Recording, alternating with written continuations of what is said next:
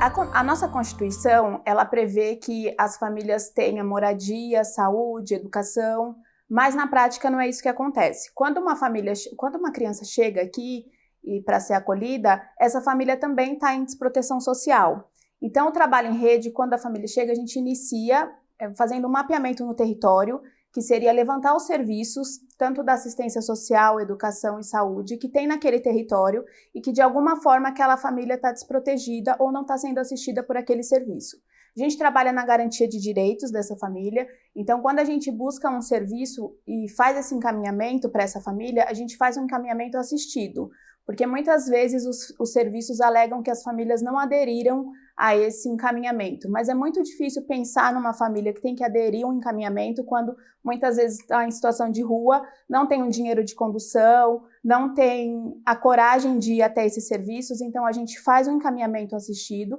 e vamos com essas famílias até o serviço. Quando a criança está acolhida aqui no nosso serviço, a gente prioriza que essa criança utilize o serviço público, então a gente prioriza que utilize de serviços de política pública. Então, quando essa criança vai voltar, que existe uma possibilidade de uma reintegração, a gente faz uma reunião de rede com todos os serviços que acompanham essa família, para que a gente consiga referenciar no território dessa família onde essa criança está indo. Então, no momento que ela está acolhida, ela fica referenciada no território da família acolhedora e logo depois da reintegração a gente encaminha para o serviço. Então, a gente procura a creche, a gente procura a saúde,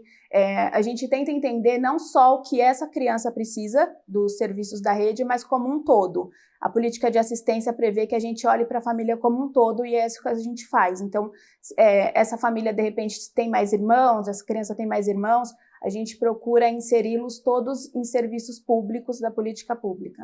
Durante o acompanhamento que a gente vai fazendo com a família de origem, o foco sempre é a reintegração dessa criança. Quando a gente entende que essa família conseguiu superar todas as fragilidades que deu ao acolhimento, antes disso a gente vai preparando para ela receber de novo essa criança em casa. Essa criança ficou um tempo afastado dela, ainda que a gente garanta que ela consiga visitar nesse período de acolhimento, que ela consiga ter contato, não é a mesma coisa do que ter uma criança todos os dias em casa. Então, antes dessa reintegração, a gente começa a fazer esse acompanhamento, a criança começa a passar alguns dias, depois algumas pernoites, até a ida definitiva. A gente faz algumas visitas domiciliares, a gente entende quais são as fragilidades daquela família para receber uma criança, a gente fortalece os vínculos nesse período de acolhimento para que o dia da reintegração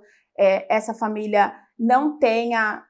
o medo de perder a sua criança, não ache que porque está numa família acolhedora o vínculo dela vai ser anulado, porque um vínculo não anula outro. Então, nesse período que a criança está acolhida, a gente vai trabalhando esse fortalecimento de vínculos também. Antes do dia exato da reintegração, a gente faz uma reunião com esses serviços da rede dessa família, para que quando essa criança vá definitivo para a família, ela já tenha os serviços da política pública e da rede de proteção vinculados ao nosso serviço, para que quando ela chegue lá já tenha tudo garantido. Mas antes do dia exato da reintegração, a gente faz um trabalho com a família de